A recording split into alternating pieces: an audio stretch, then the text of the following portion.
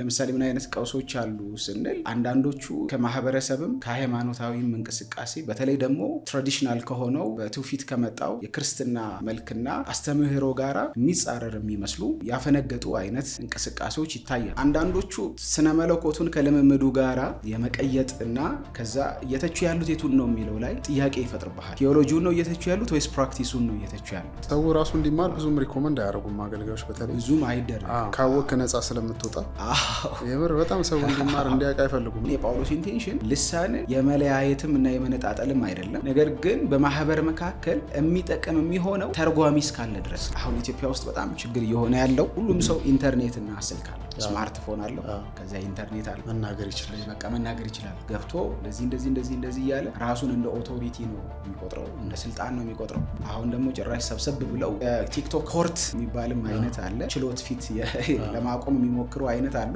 እነዚህ የቅዱሳንን ማህበር የሚያውኩ አካሄዶች ናቸው። አይጠቅሙም፣ ለማንም አይጠቅሙም።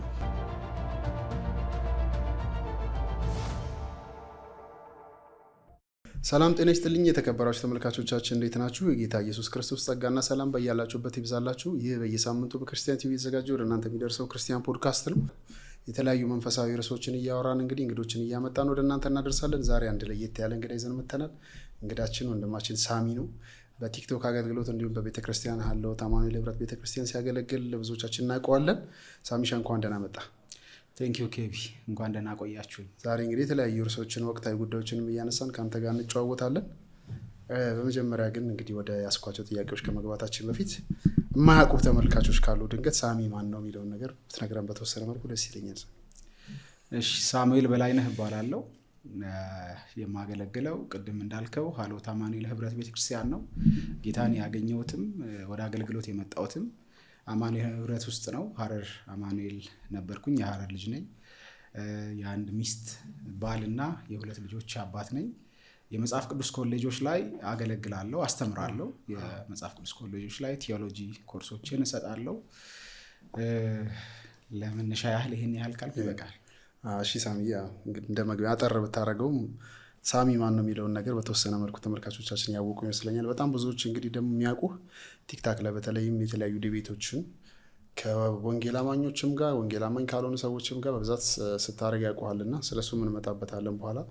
ግን ያው እንደ መነሻ መግቢያ የፈለግኩት በቅርብ ጊዜ አንድ ፖድካስት ላይ ቀርበህ ነበርና ከወንድማችን ኤቢ ጋር ስለ ጴንጤነት ስላመጣው ቀውስ እየተነጋገራችሁ ነበር እና ከዛ እኔ ጥያቄ ጫረብኝ። ሰምቼዋለሁ በእርግጥ 50 ምናምን ደቂቃ ሙሉ ቪዲዮአችሁን። ጴንጤነት በወንጌላውያን ቤተክርስቲያናት ውስጥ ቀውስ አምጥቷል ወይ? ብዙዎቹ ሲሉ ስለምሰማ ነው። ምን አይነት ቀውሶች አምጥቷል? ኦኬ፣ እንግዲህ ያው ቀውስ የሚለው ጠንከር ያለ ድምዳሜ ሊሆን ይችላል። ኦፍኮርስ እንደዚህ አይነት ድምዳሜዎችን ከማድረግ በፊት ተጨባጭ ነገሮች ሊኖሩ ይገባል ብዬ አምናለሁ። ነገር ግን ቀውስ ስንል ያው አንደኛ የምንኖርበት ዓለምም የቀውስ ዓለም መሆኑን ቻኦቲክ ዓለም መሆኑን ያው ግልጽ ነው። ብዙ አይነት ቀውሶች እናያለን። ማህበረሰባዊ፣ መንፈሳዊ፣ ፖለቲካዊ የተለያየ ቀውስ ያለባት ምድር ላይ ነው የምንኖረው። ስለዚህ ቀውስ የሚለው ያን ያህል ሩቅ ነገር አይደለም ለሁላችንም። እንደገና ደግሞ በሃይማኖት ውስጥም ስናነሳ መቼም በየሃይማኖት ጎራው እስልምና ውስጥም ቀውስ የሚያስነሳ እንቅስቃሴ ይኖራል ሃይማኖት ውስጥ።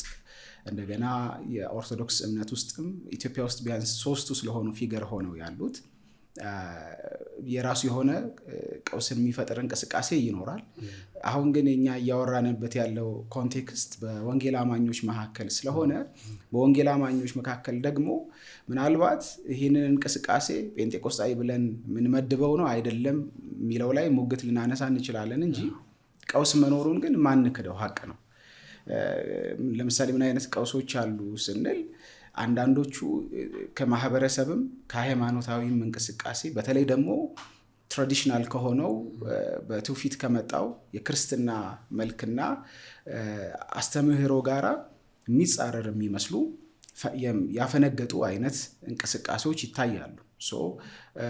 በኋላ ላይ ምናልባት ዲቴል ስለምንሄድበት እናነሳው ይሆናል ብዬ አስባለሁ። እና ግን በጴንጤቆስጣዊ እንቅስቃሴ ውስጥ ያለውን አሁን በተለይ ደግሞ ባለፉት 10-15 ዓመታት ያለውን እንቅስቃሴ ስናይ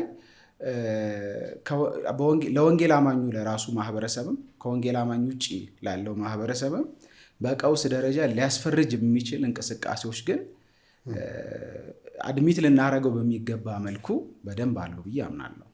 በደንብ አሉ። ብዙም ፔንቴኮስታል ውስጥ ያሉ ሰዎችም ይስማሙበት ይመስለኛል ይሄን ሀሳብ። ነገር ግን አንዳንዶች ደግሞ ጭራሽ እኛ ፔንቴኮስታል አይደለንም ብለው በአደባባይ እስከ መናገርም ደርሰዋል። ከዛ ለዚህ ምላሽ እንዲሆን ቅድም ከሆኑ ወዳጆቻችን ጋር እየተወያየን ነበር በዚህ ጉዳይና ኢትዮጵያ ወንጌላውያን አብያተ ክርስቲያናት ህብረት ረዥም ዓመት ፕሬዚዳንት የነበሩት የሙሉ ወንጌልን ፕሬዚዳንት የነበሩት መጋቢ ጻዲቁ አብዶ እንደው የእናንተ የአማኑኤል ህብረት ቤተክርስቲያን ሄድ ኦፊስ መሰረት ድንጋይ ሲጣል እኛ ጴንጤንን ብሎ በጣም አግሬሲቭሊ ሲናገሩ ነበር። ብዙዎች ደግሞ እኛ አይደለም ጴንጤ አይደለም ጴንጤ እኛን ሪፕሬዘንት አያደርግም አይወክለንም እያሉ ሲናገሩ ነበርና አሁን ያለው እንትን መነሻው ምንድን ነው ብለህ ታስባለህ? እንዳልከው ባለፉት 15 ዓመታት የመጣንባቸው ሂደቶች ናቸው እንደዚህ አይነት ምስቅልቅል ውስጥ የከተቱ። አሁን በየማህበራዊ ሚዲያ ቢያንስ 2 አይነት ፊገሮች እያየን ያለን ይመስለኛል። ጴንጤ ነኝ የሚል አለ፣ ደግሞ ጴንጤ አይደለሁም የሚል እንቅስቃሴም ተጀምሯል። በግልጥ ለማንሳት ያክል ለምሳሌ እነ ጋሽ ዘላለም መንግስቱን ብንመለከት እነ ቴዎድሮስ ተጫን ማህበራዊ ሚዲያ ላይ ፌስቡክ ላይ የሚያነሷቸው እንትኖች አሉ። እንዲያውም በአጋጣሚ አክሊሉ ኩማም አስተማሪ ነው በኤቢሲ እና ፕሪንሲፓል ነው ከዮናስ ጋራ ከዮኒ ወዳጃችን ነው ዮናስ ጎርፌ ጋራ ያደረገውንም አንድ ፖድካስት እያየው ነበር አይተኸው ከሆነ ምናልባት እና እዛም ላይ ይህንን ሀሳብ አንስተውታል። አሁን የነዘላለም ጎራ እኔ ጴንጤ አይደለሁም የሚል ያ እንዲያውም አይተህ ከሆነ ወደ ቲክቶኩም ሄዶ አሁን ብዙዎች ያንን እንቅስቃሴ እየተቀላቀሉት ነው ያሉት። በደንብ ተቀብለውታል። በጣም ብዙ ሰዎች ጴንጤ አይደለም እኛን አይወክለንም ወደ ማለት ኤግዛክትሊ። ግን ይሄ ነገር ከየት የመጣ ነው ብለን ስናስብ ለምንድን ነው እስከዛሬ ድረስ ያንን ያላሉት? ለምሳሌ ኢትዮጵያ ውስጥ በትራዲሽን ደረጃ ያለው ፔንቴኮስታል ብቻ አይደለም። ሉትራንስ አሉ፣ ሪፎርምዶች አሉ፣ ሜኖናይቶች አሉ። ለምሳሌ የመሰረተ ክርስቶስ ቤተክርስቲያን ትራዲሽኗ የሚመዘዘው ከሜኖናይቶች ነው። መካነ ኢየሱስን ስናይ ከሉትራን፣ ባፕቲስት ቸርቾች እነ ቤዛ ባፕቲስት ምናምን አማኑኤል ባፕቲስት ደግሞ ስናይ ከሪፎርምድ ቸርች ነው የሚመዘዙት። ኢትዮጵያ ውስጥ ግን ቅድምም ሻይ ሰዓት ስንጫወት እንደነበረው የመቀየጥ አይነት ነገር አለ እና እርስ በርስ የመቀየጥ አይነት ነገር አለ እና ትራዲሽኖቹ በሙሉ በተለይ በጴንጤቆስጣዊ እንቅስቃሴ እና እንደገና በአዲሱ እንቅስቃሴ አዲሱ እያልኩ ማነሳው አዲሱ ምትለው ማለት የፔንቴኮስታል ሙቭመንት ነው ብለህ አጣጣራው ማለት ሙቭመንት አይባልም ብላል። በዛ እንትን ላይ በርግጥ እንደ 120 ዓመት ስላለፈው ሙቭመንት አይባልም ስትል ሰምቻለሁ። አዲሱ ምትለውን ግን እስቲ ስፔሲፊክ አድርገህ ብትነግረኝ ደስ ይለኛል። አዲሱ እንቅስቃሴ እንግዲህ ብለን የምናነሳው በተለይ ይሄ ኒው አፖስቶሊክ ሪፎርሜሽን ተብሎ በነ ፒተር ዋግነር በ1980ዎቹ አካባቢ የተጀመረ በፈረንጆች ሰርድ ዌቭ ብለው የሚያነሱት ምናልባት በኋላ ላይ ማንሳት ካለብን የፔንቴኮስታል እንትኖቹን እናነሳቸዋለን። ግን ከሱ እንቅስቃሴ ጋር የተያያዘ በተለይ የሐዋርያትና የነቢያት አገልግሎትን በጣም ያገነነ ሊደርሺፓቸውን ወይም የአመራር ስልጣናቸውን በጣም ከፍ ያደረገ እና ቅጥ የሌለው ፍሬም የሌለው ጋጥ የሌለው አይነት ስልጣን የሚሰጥ ከዛ በጣም ለፕሮስፔሪቲ ላይ ወይም የገንዘብ ብልጽግና ላይ ፎከስ ያደረገ ከዛ ሚራክል ላይ በጣም ፎከስ ያደረገ ስነ መለኮትን ጠል የሆነ እንቅስቃሴ አለ እና አሁን ያለው እንቅስቃሴ በዚህ 10-15 ዓመታት ኢትዮጵያ ውስጥ ያለውን እንቅስቃሴ እዛኛው ጎራ ላይ ስለመከተው ነው እኔ ፔንቴኮስታል ነው የሚለውን ምናልባት ከፔንቴኮስታል እንቅስቃሴና ቲዮሎጂ ጋር የሚያመሳስል ነገር ይኖረዋል። ኦፍ ኮርስ ዝም ብለን ደግሞ ትራሽ ውስጥ የምንጥለው ነገር አይደለም። የሚያመሳስላቸው ነገሮች አሉት። በጣም በተወሰነ መልኩ በጎ ነገሮችም ይኖሩታል። ግን ደግሞ ይሄኛው እንቅስቃሴ ፔንቴኮስታሉን ይወክላል ወይ የሚለው ላይ እኔ እዛ ላይ የራሴ የሆነ ኦብጀክሽን ስላለኝ ነው፣ ተቃውሞ ስላለኝ ነው። አሁን ያለው እንቅስቃሴ ግን እነ ጋሽ ዘላለምንም ሆነ ሌሎቹን ዳር እንዲይዙ ወይም ምናልባትም ደግሞ ቅድም ያልነውን የጣሉትን የራሳቸውን የትራዲሽን መልክ መልሰው እንዲያገናዝቡና እንዲያነሱ እድል እየሰጠ ያለ ይመስለኛል። እኔ አሁን ለምሳሌ እነ ጋሽ ዘላለምም ያነሱት ሙግት በሙግት ደረጃ መታየትም ያለበት ነገር አለ። ደግሞ በሙግት ደረጃ ማይታይ ግን ደግሞ አንዳንዱ ነገር ከግል ምልከታና ከግል ቁስልም ጋር የተያያዘ አይነት እንትኖች አሉ። አሁን ፐርሰናል ይሆናል፣ አንዳንድ ፐርሰናል ነገሮች ይሆናሉ እና ፐርሰናል በሆነ ቁጥር ደግሞ ሎያሊቲውን ያጣል።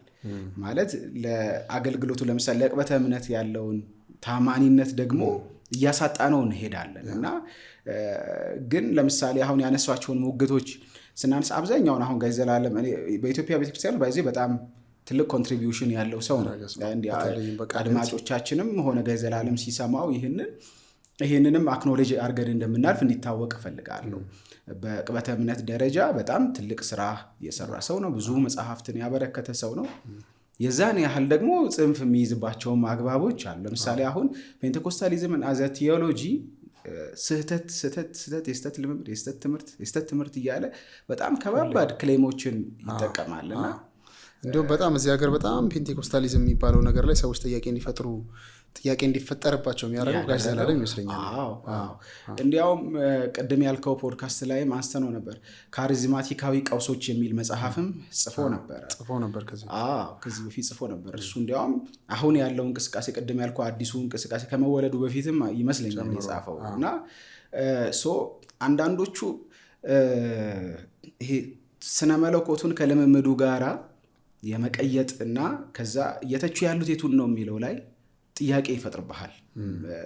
ማለት ቲዮሎጂውን ነው እየተቹ ያሉት ወይስ ፕራክቲሱን ነው እየተቹ ያሉት?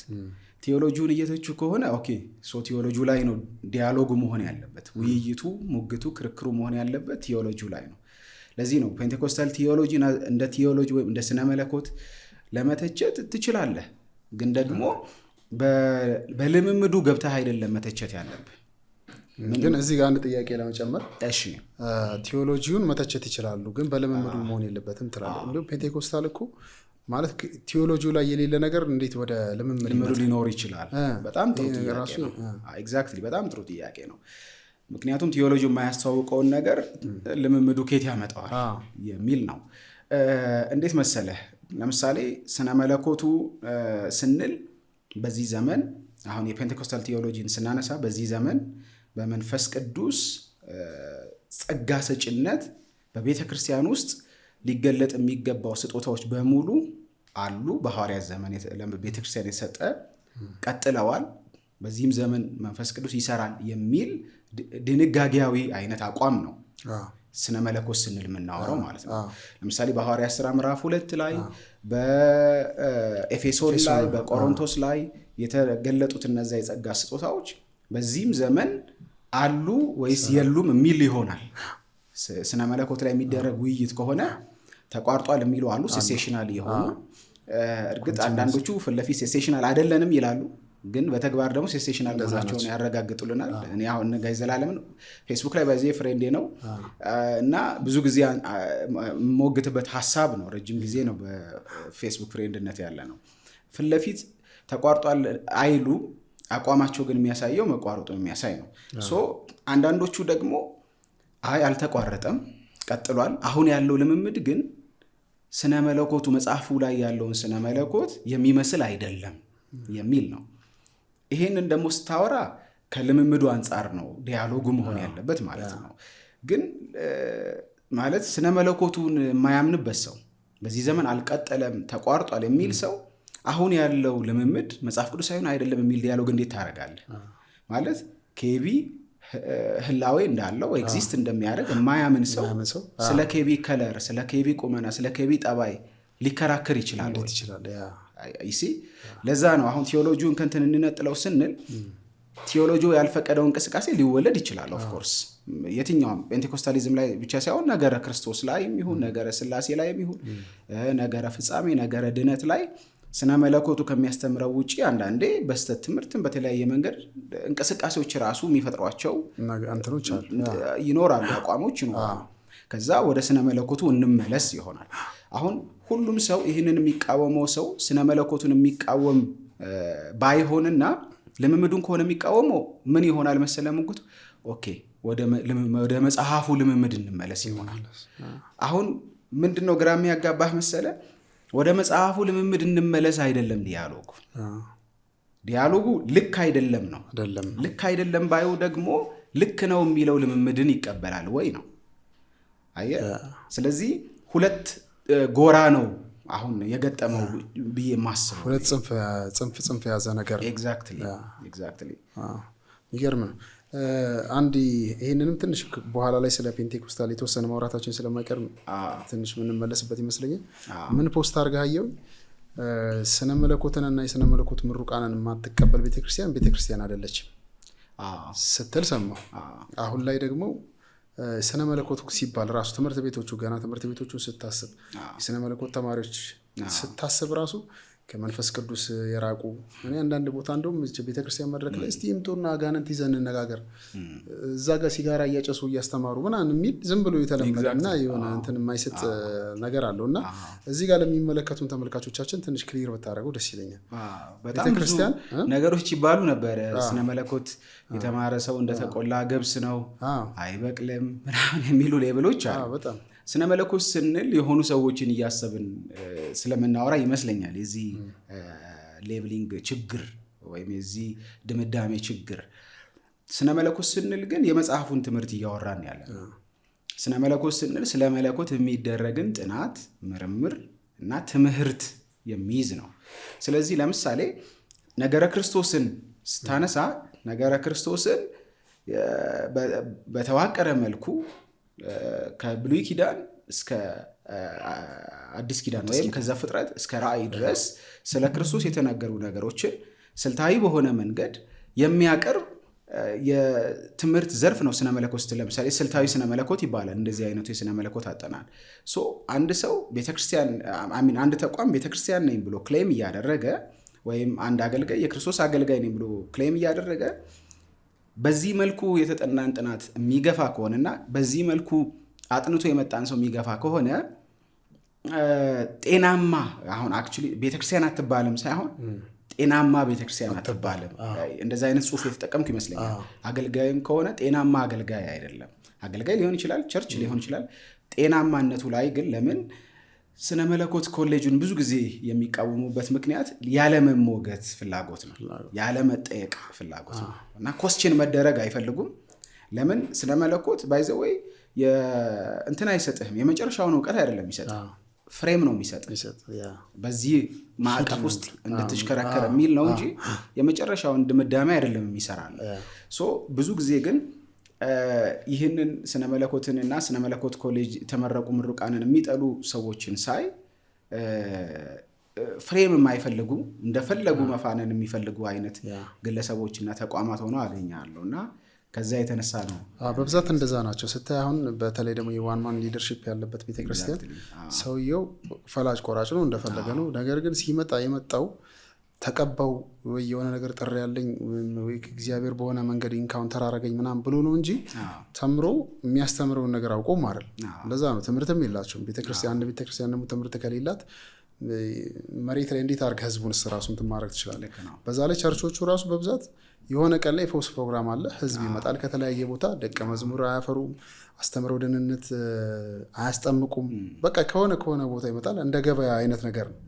እነዚህ ሰዎች አሁን ስነ መለኮት ይጠይቃል። የተማረም ሰው ከመጣ ይጠይቃል፣ ለምን እንደዚህ ታረጋላችሁ ምናምን የሚል ሙግት ይነሳል። ግን እነሱ እንደዛ ነው። በዚህ ይመስለኛል በጣም ብዙ ሰው የጠፋበት ምክንያትም እኔ ቤተክርስቲያን እንደውም ከስነ መለኮት በመራቋ ነው ብዬ አምናለሁ። እኔ በጣም እሱን አምናለሁ። ስነ መለኮትን ስናስብ በተለይ አሁን ለሙሉ ጊዜ አገልጋዮች ብቻ የሚሰጥ ስራም ተደርጎ ይቆጠራል። እኔ እንዲያውም ቢቻል ሁሉም ሰው ምናልባት ሁሉም ሰው በስነ መለኮትን በደንብ ገብተው በሚመራመሩ አይነት ልክ መግባት ላይ ይጠበቅበት ይችላል። በጣም ግን መሰረታዊ የሆኑ በተለይ ደግሞ የእምነት አቋማችንን ልናቅ በሚገባን አይነት መልኩ የሚያሳውቅኑን መሰረታዊ የስነ መለኮት ኮርሶችን ፋሚሊየር ቢሆኑ ብዬ አፕሪሼት አደርጋለሁ እና ቤተክርስቲያን ራሱ ቸርቾች ራሱ ወደዛ መግባት አለባቸው ብዬ አስባለሁ። ግዴታ ወደ ኮሌጅ መሄድ ላይ ይጠበቅባቸው ይችላል። አሁን እርግጥ ብዙ ቸርቾች ላይ የስነ መለኮት ኮሌጅ እየተከፈተ አያለው፣ በዚህ የሚበረታታ ነው። ምናልባት ግን ራሱ ካሪኩለሙ ደግሞ ጤነኛ ነው አይደለም፣ ምን ያህል እውነተኛ የሆነ የስነ መለኮት ኮርሶችን ይዘዋል አልያዙም የሚል ራሱን የቻለ ሚዛን ቢፈልግም ማለት ነው። ግን ሰው ራሱ እንዲማር ብዙም ሪኮመንድ አያደርጉም አገልጋዮች፣ በተለይ ብዙም አይደረግም። ካወቅ ነፃ ስለምትወጣ የምር በጣም ሰው እንዲማር እንዲያውቅ አይፈልጉም። ለምሳሌ በቃ እውቀት ነው ነፃ የሚያወጣው በዚህ ዘመን። ልምምድ የሆነ ድረስ ነው የሚያስቀጥልህ እንጂ ከዛ በኋላ ትጠፋለህ። እኔ እንደውም በጣም ብዙ ሰዎች ሳገኝ ቸርች የነበሩ ድሮ ቸርች ማቃቸው ምናምን ብዙዎች አሁን ቸርች የሚባል ነገር ማየት አይፈልጉም። ምክንያቱም መሰለህ የሰውየው እንትን ላይ ነው የሚመሰረተው ነገራቸው። ሰውየው የሆነ ሰዓት በጣም ቫይራል ሲሆን በጣም ሲገን ምናምን ከእሱ ጋር አሉ። የሆነ ሰዓት ደግሞ በሆነ መንገድ ሰው ነው ያስቀይማቸዋል፣ ይቀያየማሉ። ሲቀያየሙ ሰውየው በቃ ይጠፋሉ። ከቸርችም ነው የሚጠፉት። ቸርችን ራሱ በቃ አይነሽ ላፈር ምናምን ብለው ነው የሚጠፉት። ፋሽን ሆኗል። ሰውየው ላይ በቃ ዲፔንድ ያደረገ ነገር ብዙ ሰው የሚያምነው ነገር ምን እንደሆነ ራሱ አያውቅም። ገባ ምንድን ነው ማምነው? የኛ ቤተክርስቲያን ዶክትሪን ምንድን ነው ብትለው በጣም ብዙ እኔ ቀደም ስናወራ ነበር። አንድ የሆነ ፓስተር ዶክትሪናችሁ ምንድነው ስትባሉ ኢየሱስ ያድናል በሉ ምናምን ነገር ሲላቸው ማለት ዶክትሪኑ ኢየሱስ ያድናል በሉ ምናምን ሲላቸው አስታውሳለሁ። አንዱ ደግሞ ዶግማ ቃሉ ራሱ ሲያስጠላ ብሎኛል። ቅድም ሳወራ ነበር ላንተና ሰው ደግሞ የሚያምንበትን ነገር ቢያንስ እኔ እንደዚህ ብዬ ነው ማምነው ስለ ኢየሱስ ትሪኒቲ መንፈስ ቅዱስ ከዛ እንደዚህ ብዬ ነው ማምነው የሚለው ነገር ከሌለው በጣም ከባድ ይመስለኛል። ኤግዛክትሊ ምን አስታወስከኝ መሰለህ? እኔ ቅድም እንደነገርኩ የሐረር ልጅ ነኝና ወደ አዲስ አበባ ስገባ የዛሬ 11 ዓመት አካባቢ ሆኖኛል። አዲስ አበባ ከገባው 12ኛ ዓመቴ እየመጣ ነው እና ገና አዲስ አበባ እንደገባው አንዳንድ ቸርቾች ላይ ጠጋ እያልኩ ያኔ በእድሜም ልጅ ነኝ። እንደገና ደግሞ ያን ያህል በስነ መለኮትም የገፋ አይነት ዝግጅት የለኝም። በትምህርትም ብዙ ገና አልገፋውም ነበረ። ግን ካደኩበት ኢንቫይሮንመንት እና እንትን አንጻር ነው ቤተክርስቲያኖችን በወቅቱ እኔ የአማኑኤል ህብረት ቤተክርስቲያን አካባቢ ላይ ስላልነበረ እስኪ ጤነኛ ቤተክርስቲያኖችን ዝም ብዬ አሰስመንት ልስራ ብዬ አንዳንድ ቸርቾች ይሄድ ነበር ምናምን ማለት ነው። የተወሰነ መሰጥ ያደረጉኝ ቸርቾች አካባቢ ጠጋ ብዬ መሪዎቹን አናግር ነበር ከአንድ ጓደኛዬ ጋር እና እሱም እንደኔ ከሐረር የመጣ ልጅ ነው እና ምንድነው የቤተክርስቲያናችሁ የእምነት አቋምና መግለጫ ፌዝ ስቴትመንታችሁ ምንድነው ምናምን ብዬ ስጠይቅ አንድ ሰው በጣም የሚታወቅ አይነት ሰው ነው። የሙሉ ወንጌልን ታውቀዋለህ አለኝ። በቃ እሱን በለው አለ። ከዛ ደግሞ የመሰረተ ክርስቶስን ታውቀዋለህ? በቃ እሱንም በለው አለ። በቃ የቃልዮትን ታውቀዋለህ? በቃ እሱንም በለው አለ። እና ይሄ ሰውዬ ቢያንስ በመሰረተ ክርስቶስ እና በሙሉ ወንጌል መካከል ያለውን የእምነት መግለጫ ልዩነት እንኳን አያውቅም። በቃልዮትና በሙሉ ወንጌል መካከል ምንም እንኳን ፕራክቲሱ ቅድም እንዳልነው በዚህ በፔንቴኮስታል እንቅስቃሴ የተዋጠ ቢሆንም ወረቀት ላይ ግን በጣም ልዩነቶች አሉ። በጣም ሰፊ ልዩነት ነው። በሌላው ዓለም እንደውም ቀደም ስናወራ ነበር። ሌላው ዓለም ላይ እንደውም ጭራሽ ማያደራርስ ልዩነት ነው ያለው። በጣም እዚህ ምስራቅ አፍሪካ አካባቢ ስትሄድ ከኢትዮጵያ ውጪ ባይዘወይ እነዚህ ቅድም ያልናቸው ዲኖሚኔሽኖች ፑልፒት ሼር የላቸውም እና እንዲያውም ከዮኒ ጋር ስናወራ አንድ ጊዜ ምን ብሎኛል? አልታርና ፑልፒት ሼር ማድረግ ማለት ምስባክ አይጠራሩ ማለት ነው። ለአገልግሎት ፑልፒት ሼር ማለት ለአገልግሎት ሜኖናይቱ ፔንቴኮስታሉን አይጋብዝም፣ ሉትራኑ ፔንቴኮስታሉን አይጋብዝም፣ ፔንቴኮስታሉን ሉትራኑ አይጋብዝም እና ከዛ ዮኒ እኔ እዚህ ምስራቅ አፍሪካ ላይ በአገልግሎት አማካኝነት ትንሽ እንቀሳቀሳለሁ እና ያለውን በጣም ስትሪክት የሆነ አቋም አያለው እና ከዛ በዛ ዙሪያ እያወራን ከዮኒ ጋር አንድ ፓስተር ያለውን ትዝ አለኝ እና እናንተ አትጠራሩም ፔንቴኮስታሉን ሜኖናይቱ ምናምን አትጠሩም ምናምን አለው፣ ሉትራኑን ማለት ነው። እና እንዴ ዱ ዩ ሼር ዩር ዋይፍ አለኝ እና ሚስትህን ሼር ታደርጋለህ እንዴ ከሌላ ሰው ጋር አለኛ። ይሲ በዚህ ያህል መጠን ነው እነሱ እንግዲህ አክብደው ነገሩን የሚያዩት ማለት ነው። መቼም ሚስትን ሼር እንደማይደረገው ልክ እንደዛ ፑልፒት ማለት ልክ እንደ ሚስት ናት አለ፣ ሼር የሚደረግ አይደለም አለ እና በቃ ከአንተ ጋር የሚመስሉ ሰዎች ብቻ መጥተው የሚያገለግሉበት ነው አለ። እንግዲህ ፎርቹኔትሊ ወይ አንፎርቹኔትሊ ማለት በቃ ታድለንም ይሁን ባለመታደል ኢትዮጵያ ውስጥ ግን የካሪዝማቲካዊ እንቅስቃሴውና የፔንቴኮስታሉ እንቅስቃሴ ኦልሞስት ሁሉንም አንድ አድርጓል። አሁን እንግዲህ ሰሞኑን ነው አይደል የነ ቃልዮትን አንዳንድ መግለጫ እያወጡ ያሉት ትንሽ ነቃ ያሉ በጣም ከረፈደ በኋላ መጥተው እንደዚህ አይነት ነገር ኤግዛክትሊ ብዙ ተኪዷል ብዬ አስባለሁ። ብዙ ጄኔሬሽን ኦልሬዲ የሚያምነው አንድ አይነት ነገር ነው ስለ በአስተምሮ ደረጃ የለም ትምህርቱ የሚታወቅም አይደለም። ግን ቃልዮትም ይሁን ሙሉ ወንጌልም ይሁን አንድ አይነት እንደሆነ ነው የሚያምኑ። ምን እንደሚያምንም ብዙዎቻችን አናውቅም እና ትንሽ ረፍዷል። ግን ቢሆንም መልካም ነው ቢያንስ ልዩነቶች። ግን መጋቢ ጻዲቁ ደግሞ ምን ይላል መሰለህ? ይሄ ድል ነው የፈጠርንላቸው እኛ ገብተን እነሱን ኢንፍሉዌንስ ማድረጋችንና አንድ አይነት እንድንሆን ሌላው ዓለም ላይ አንድ አይነት አይደሉም። እንደ ድልም ያየዋል። አንተ እንደ ድል ታየዋለህ በሌላ ሳይድ ዮናስ በጣም እንደ እንትን ነው ያኔ ሁለተኛ መጽሐፉንም እያነበብኩት ነበረ። በቃ እሱ እንደ እርግማን ነው ለምቆጥር። በጣም ጠንካራ አቋም ነው ያለው እዚህ ላይ። በሁለት መልኩ ነው የማየው እኔ ስፔሻሊ በተለይ ደግሞ አሁን እየነቁ አሁን ቲክቶክ ላይም ሉትራኖቹም እየፈጠሩት ያሉት እንቅስቃሴ አለ፣ ሪፎርምዶቹም አሁን ደግሞ የቃለ ሕይወት መግለጫ አለ። እነዚህን እንቅስቃሴዎች እኔ በሁለት ጎራ ነው የማየው።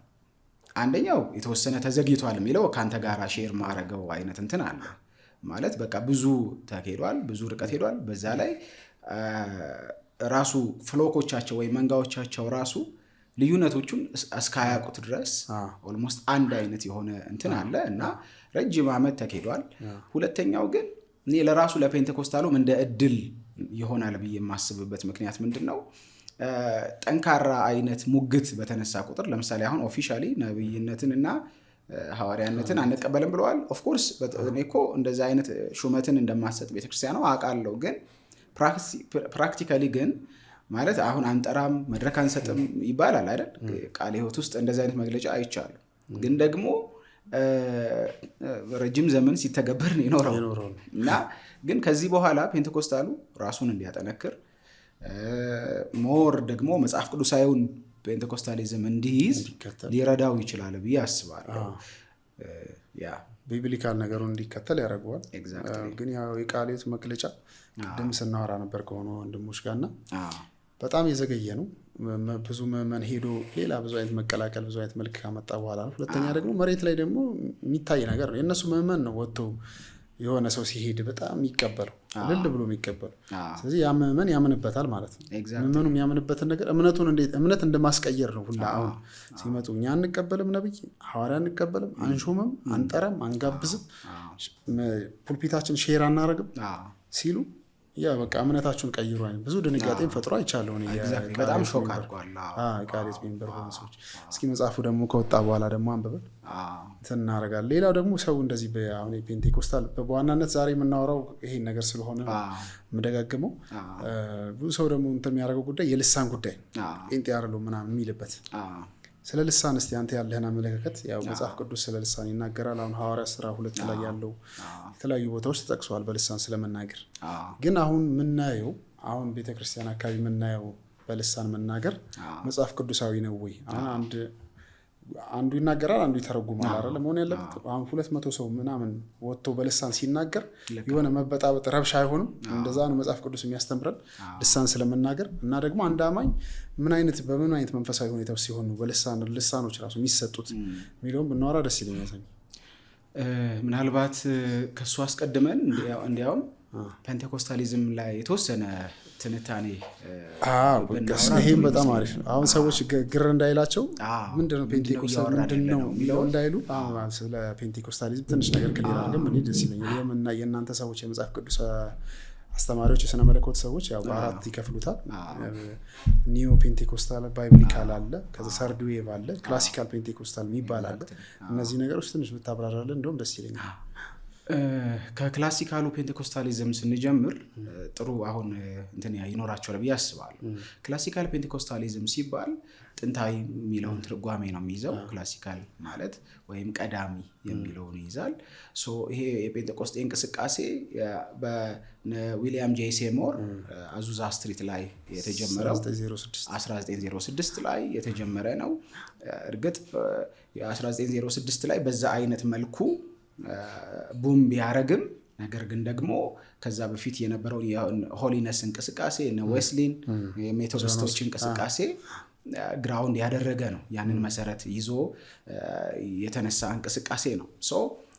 ክላሲካል ሲባል እነሱ የጀመሩትን እንቅስቃሴ ሞር ቤዝ የሚያደርግ ነው። እዛ ጋር አሁን ቅድም ያነሳሁን በኋላም የምናነሳውን ልሳንን እንደ ኢኒሻል ኤቪደንስ አንድ ሰው መንፈስ ቅዱስን መሞላቱን መጠመቁን እንዲያውም ባፕቲዝም ኢን ዘ ሆሊ ስፒሪት ብለው ነው የሚያስቀምጡት እነሱና በመንፈስ ቅዱስ መጠመቅ የሚል ቃል እንደ ሞቶ ይጠቀማሉ። እና ይሄ እንቅስቃሴ ታምራትን፣ ትንቢትን፣ ልሳንን በደንብ እንደ አዲስ እንዲነሳ የቤተክርስቲያን መልክ እንዲመስል ያደረገ ነው። በተለይ በዋናነት ትኩረታቸው ደግሞ ከኢምፓወርመንት ጋር ነው። የመንፈስ ቅዱስ የኃይል ማስታጠቅ ጋር በተለይ ከወንጌሉ ተልእኮ ጋራ ይሄ ሐዋርያት ሥራ ላይ መንፈስ ቅዱስን ከተሞሉ በኋላ ኢየሱስም ገና አስቀድሞ የሰጣቸው የተስፋ ቃል ፕሮሚሱም እንደዛ አይደል ኃይልን እስክትቀበሉ ብሎ ስለዚህ ከኃይሉ በኋላ ግን ስራ አለ የታላቁ ተልእኮ ስራ የወንጌል ስርጭቱ የመልካሙን የምስራች ዜና መናገር ማለት ነው እነሱ ኢንፈሲስ የሚያደርጉት እዚህ ላይ ነው ክላሲካል ፔንቴኮስታሊዝሙ ማለት ነው እና ዊሊያም ጄ ሴሞር የጀመሩት ከዛ ደግሞ ኒዮ ፔንቴኮስታሊዝም የሚለውን ስናነሳ ኒዮ ፔንቴኮስታሊዝም ላይ ደግሞ ወደ 1950 አካባቢ በፈረንጆቹ አቆጣጠር እዛው 20ኛው ክፍለ ዘመን አጋማሽ ላይ የተነሳ እንቅስቃሴ ነው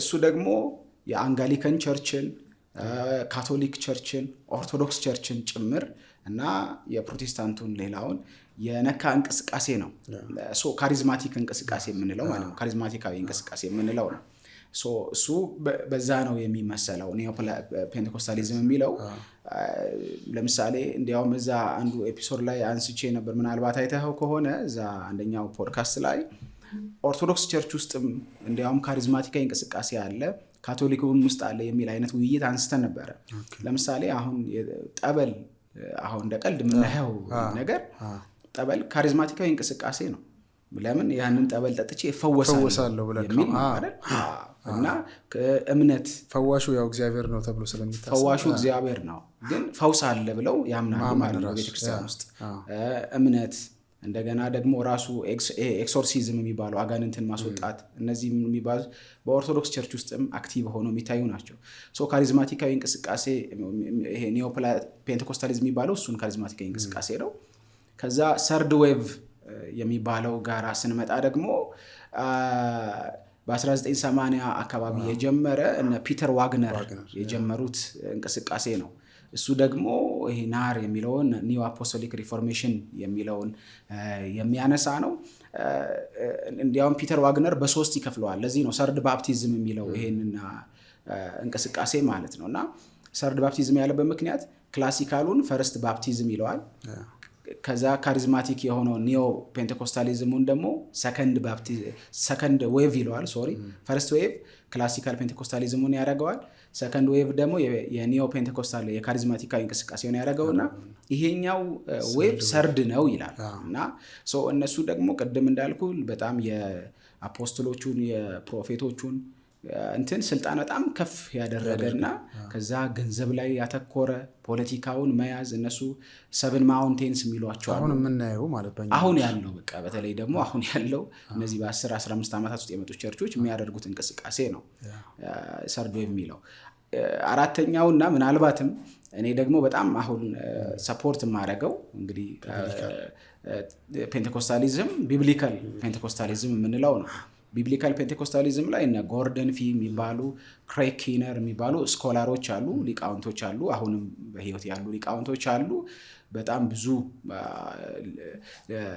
ሊቃውንቶች ከጀርባ አሉ እነሱ ደግሞ ምንድነው አመለካከቱ የዚህ የቢብሊካል ቲዮሎጂ ደግሞ መሰረቱን የሚያደርገው መጽሐፍ ቅዱስ ላይ ሆኖ ቴክስቱ ላይ ሆኖ ቲዮሎጃይዝ ተደርጎ ወይም በስነ መለኮት የተዋቀረ ሆኖ ከዛ እንትኑን ሳይጥል ማለት ነው ቅድም እንዳልነው ስነ መለኮቱንም ልምምዱንም ሳይጥል ነገር ግን ልምምዶች በመጽሐፉ መመዘን አለባቸው እየተፈተሹ ማለፍ መቻል አለባቸው የሚል ነው ስጦታዎቹን እንደያዘ ነገር ግን ደግሞ መጽሐፍ ቅዱሳዊ ስነ መለኮቱን ደግሞ የጠበቀ መሆን መቻል አለበት የሚለው እንቅስቃሴ ነው አራቱ መልኮች እነዚህን ይመስላሉ ምናልባት ሌላ ጥያቄ ካለ ላስገባና ወደ እንትኑ መሄድ እንችላለን አብራ በዛኛውም ወደ ልሳኑ መምጣት በፊት አሁን ከነዚህ ከዘረዘርናቸው ውስጥ ለኢትዮጵያ ያው ኦሬዲ ኢትዮጵያ ቤተክርስቲያን ኦሬዲ በቃ ፔንቴኮስታል ነች ማለት ይቻላል 100% አሁን እንደ ቃልዮት መሪዎች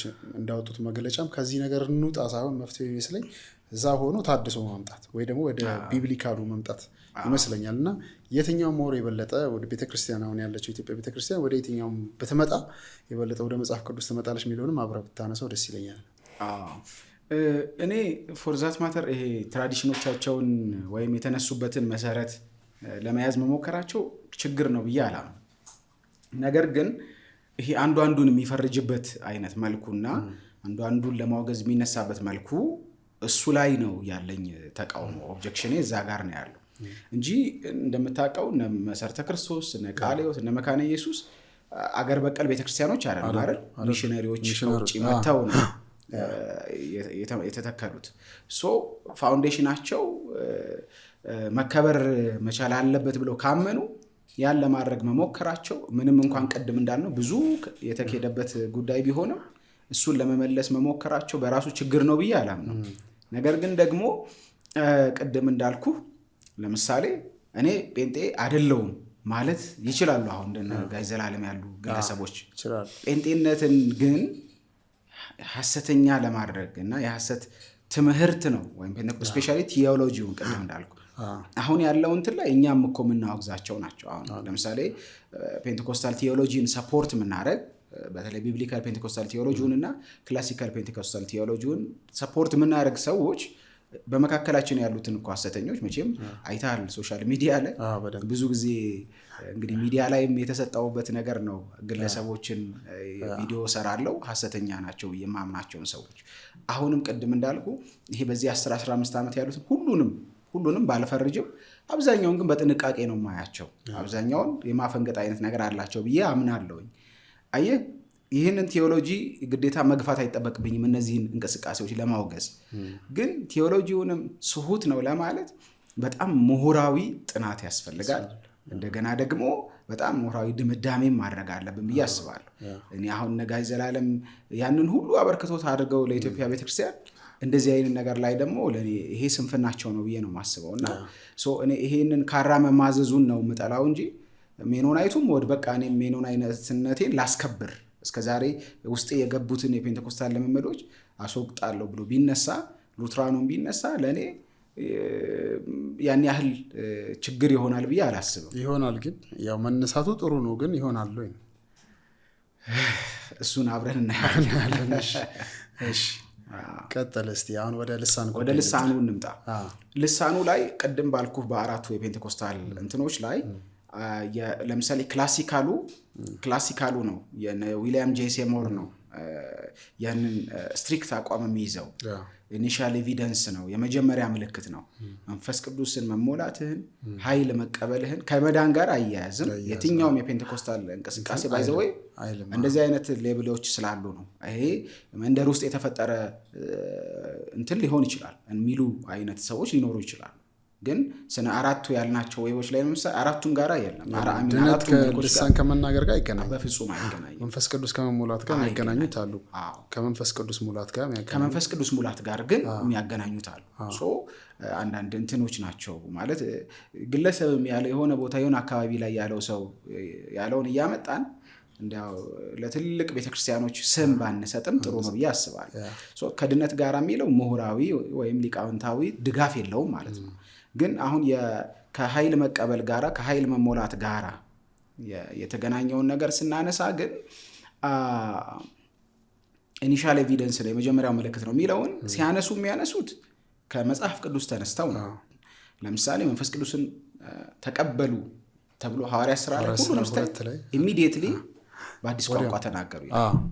መንፈስ ቅዱስን ተሞሉ ምዕራፍ 2 ላይ ምዕራፍ 4 ላይ እያልክ ስትሄድ ምዕራፍ 10 ላይ እና ቆርኔሌዎስ ቤት እነዚህ ነገሮችን ስታይ መንፈስ ቅዱስን ተሞሉ ካለ ኢሚዲየት የሆነ እንትን የምታየው ኢፌክት የምታየው አዲስ ቋንቋ ተናገሩ ነው። ከዚህ ስነ መለኮት ተነስተው እዚህ ይህንን ድምዳሜ የሚያደርጉ ቸርቾች አሉ። ኢትዮጵያ ውስጥም ያሉ ነባር ቸርቾች ፔንቴኮስታል ሪል ፔንቴኮስታል ናቸው ብለን የምናስባቸው ሜንላይን ቸርቾች ላይ እንደዚህ አይነት ስነ መለኮታዊ አቋሞች አሉ። አሁን በጣም ሄልዚ አይደለም ብለን የምናስበውን ለምሳሌ አሁን ይሄ የናሩን ወይም የሰርድ ዌቭን እንቅስቃሴ ለእኔ ሄልዚ አይደለም ብዬ ነው የማምነው። ፒተር ዋግነር ያስነሱት ግን እነሱን ግን ደግሞ ስንመለከት ለምሳሌ እንትን አይደለም ስትሪክት አይደለም አቋማቸው ዝግ አይደለም። ነሰሰርሊ መንፈስ ቅዱስን ያልተቀበለ ሰው በልሳን ያልተናገረ ሰው ወይም በአዲስ ቋንቋ ያልተናገረ ሰው መንፈስ ቅዱስን አልተቀበልም ማለት ግን አንችልም የሚል ኦፕንነስ አለ። እሱ አይነት ኦፕንነስ እርግጥ ቢብሊካል ፔንቴኮስታሊዝምን ሰፖርት የሚያደርጉት ጋራ ደግሞ እንደዛ አይነት አቋም አለ። ልሳንን አሁን ሁለት አይነት ምልከታ ነው ያለው ከልሳን ጋር በተያያዘ። የጸጋ ስጦታ ነው፣ ራሱን የቻለ ስጦታ ነው። ስለዚህ መንፈስ ቅዱስ በልሳን መናገር አልተሰጠውም ስለሚል ቴክስት ስለምናገኝ እዛ ላይ ቆመው ለሁሉም ሰው የሚሰጥ አይደለም። ልክ ትንቢት፣ ሚስጥርን መግለጥ፣ ልሳንን መተርጎም፣ አጋንንትን ማስወጣት፣ እነዚህ አይነት ነገሮች ለእምነት ቆሮንቶስ ላይ የሚያነሳው ለወደደው ይሰጣል አይደል የሚለው ሐዋርያው ጳውሎስ። ስለዚህ ለሁሉ ልሳን መናገር ተሰጥቷልን ይላል ግልጽ። እና እሱን ይዘው አይ ለሁሉ የሚሰጥ አይደለም የሚል አቋም ያላቸውም አሉ። እና ደግሞ በዚሁ አብረን እንድትነገር የምፈልገው ሐዋርያት ሥራ ላይ 2 ላይ ያለው ልሳን ሐዋርያቱ ላይ የመጣው ቋንቋ ነው የሚሉ ብዙ ሰዎች አሉ። ቋንቋ ነው በቃ የሆነ ሀገራት ቋንቋ ነው። አሁን በእኛ ዘመን የምናየው ልሳንና ያኛው እዛ ጋር የመጣው ልሳን አንድ አይነት ነው። እንግዲህ አሁን ያነሳኸው ጥያቄ በፔንቴኮስታሉ ኢንተርፕሪቴሽን እና ነን ፔንቴኮስታል በሆነው ኢንተርፕሪቴሽን መካከል ራሱን የቻለ ሙግቶች አሉ እንደምታውቀው። እና ተቃርኖ ላይ ቆመው የሚደረጉ ሙግቶች ናቸው። አንደኛው ለምሳሌ ሐዋርያት ሥራ ምዕራፍ 2 ላይ ሁሉም የወገናቸውን ቋንቋ እንደሰሙ በግልጽ ታሪኩ ይነግረናል። ከዛ ቆሮንቶስ ላይ ደግሞ ሄዶ ማይተረጎም ልሳን እንዳለ እንዲያውም ተርጓሚ የሚያስፈልገው ልሳንም እንዳለ ይናገራል። ልሳን የሚናገር ለእግዚአብሔር ምስጢርን ይናገራል ብሎ የሚያነሳው ቴክስት አለ። በሁለት አይነት መልክ ነው ፔንቴኮስታሉ ጋር ሞር የሚታየው ማለት ነው። የሰው ቋንቋ ተሰጥቶት ለምሳሌ ስዋሂሊ ሊሆን ይችላል፣ ፍሬንች ሊሆን ይችላል፣ የጀርመኒ ደች ቋንቋ ሊሆን ይችላል። ጌታ መንፈስ ቅዱስ ሰጥቶት የሚናገር ሰው ለወንጌሉ ለታላቁ ተልእኮ ስራ የሚናገር ሰው ሊኖር ይችላል። እሱም ሞር እንዲያውም ከሚሽን ጋር ከታላቁ ተልእኮ ጋር የሚያያዝ ይመስለኛል፣ ከኤቫንጀሊዝም ጋር። እዛ ጋር ማየት ከሆነ የሐዋርያት ሥራ ምዕራፍ 2 ሴናሪዮ ስንመለከተው ሰዎችን ወደ ክርስቶስ ለመማረክ ነው መንፈስ ቅዱስ ያንን ሲያደርግ ምንመለከተው። ለምን ያንን ቀን መዘንጋት ያለብን አይመስለኝም። የጴንጤቆስጤ ቀን ነው። ብዙ ሰው ደግሞ የሚሰበሰብበት ቀን ነው። ብዙ ማህበረሰብ ወደዛ ከተማ የሚመጣበት ቀን ነው። መንፈስ ቅዱስ ዴሊብሬትሊ ያንን ከወንጌል አንጻር ያደረገበት ነው ብዬ እኔ አምናለሁ። እንደዚህ አይነትም ኮንቪክሽን አለ። አካባቢው ላይ የነበሩ ሰዎች ሁሉ እንዲሰሙ ከተለያየ ቦታ የመጡ ሰዎች ነበሩ። ምንድነው ክሌም ያደረጓቸውን ነገሮች እኮ ማየት እንችላለን አይደለ? ቋንቋውን የማይሰሙ ሰዎች የጉሽ ወይን ጠጅ ጠጥተው ነው ይላል። አሁን አየህ፣ ቋንቋውን ለማይሰማው ሰው እንደዛ ሊያስብል ይችላል። ገባ? አሁን ጠጥተው አይደለም በ6 ሰዓት ነው ብሏል እኮ ጴጥሮስ አይደለ እንዴ? በዚህ ሰዓት እንዴት ይጠጣል ብሎ ሲሞግት ታየዋል። እና አሁን እኮ ገና ቀትር ላይ ነው፣ 6 ሰዓት ነው፣ በዚህ ሰዓት እንዴት እንጠጣለን ብሎ ሲናገር ያን ያስባላቸው ግን ለሰሚዎቹ እኮ ግር የሚል አይነት ቋንቋ ስለሆነ ነው። ልሳን ነሰሰርሊ ለሰው ስሜት የሚሰጥ ቋንቋ መሆን መቻል አለበት ብዬ አላምንም። ኒማቶሎጂካሊ ያለኝ አቋም ፔንቴኮስታል ስለሆነ ከመንፈስ ቅዱስ ስጦታና የጸጋ አጠቃቀሞች ጋር በተያያዘ ያለኝ አቋም መጽሐፍ ቅዱሳዊ የፔንቴኮስታል እንቅስቃሴ ላይ የተመሰረተ ስለሆነ እኔም የማምነው የሐዋርያት ሥራ ምዕራፍ 2 ሴናሪዮ ሞር ከሚሽን ጋር የተያያዘ ነው። ሰዎችን ነፍሳትን ለክርስቶስ ከመማረክ ለክርስቶስ ቤተክርስቲያን እንዲጨመሩ የዛን ቀን ወደ 4000 ሰው ነው ምናምን ነው አይደል? ወደ 3000 4000 ሰው ነው ወደ ክርስቶስ ቤተክርስቲያን የተጨመሩት ሉቃስ እንደሚተረክልን ከሆነ ማለት ነው። ስለዚህ አልቲሜትሊ መንፈስ ቅዱስ ያንንም ሴናሪዮ እንዲሆን ያደረገበት ምክንያት ያ ይመስለኛል። ቆሮንቶስ ላይ ስናነሳ በደንብ ቴዎሎጃይዝ ተደረገ። ሐዋርያት ሥራ ምዕራፍ 2 ላይ አያብራራልንም አይደል? ሉቃስ በቃ የተናገሩትን ዘጋቢ ነው፣ ናሬት ነው ያደረገልን፣ የሆነውን ነገር ነው የሆነውን ነው። ስለ ልሳን ግን ቴዎሎጂ የሰራልን ወይም ስነ መለኮት የሰራልን ግን ሐዋርያው ጳውሎስ ማለት ምዕራፍ 12 ጀምሮ ስለ ጸጋ ስጦታዎች ምዕራፍ 12፣ ምዕራፍ 13፣ ምዕራፍ 14 ላይ እንዴት መተገበር እንዳለበት፣ በጉባኤ መካከል እንዴት መጠቀም እንዳለብን፣ ልሳን ራሱ ምን ማለት እንደሆነ ዲቴል የሆነ ዲስከሽን የሰጠን ጳውሎስ ነው። ለምንድን ነው ይሄ የሆነው የሚለውንም ካየን ሐዋርያት ሥራ ምዕራፍ 2 ላይ ሉቃስ ያንን ማድረግ ያልተጠበቀበት ጅማሬው ነው። የዚህ ልምምድ ጅማሬ ነው፣ ውልደት ገና የመጣበት ሴናሪዮ ነው። እዚህኛው ጋር ስትመጣ ግን ቆሮንቶስ ላይ ስትመጣ ግን ጳውሎስ ልምምዱ ኦልሬዲ እያደገ መጥቶ እንዲያውም ችግር ሆነ ችግር ሆነ ለቤተ ክርስቲያን ራሱ ተግዳሮት ሆነ ይሄ ልምምድ ማለት ነው። እና በቆሮንቶስ ቤተክርስቲያን እንደምታውቀው ብዙ ችግሮች ተነስተዋል አይደል? የስነ ምግባር ችግሮች ነበሩ፣ የአስተምሮ ችግሮች ነበሩ፣ መከፋፈሎች ነበሩ። የቅዱስ ቁርባን ወይም የጌታ እራት የምንለው ላይ ያለ ያጠቃቀም ችግር ነበረ።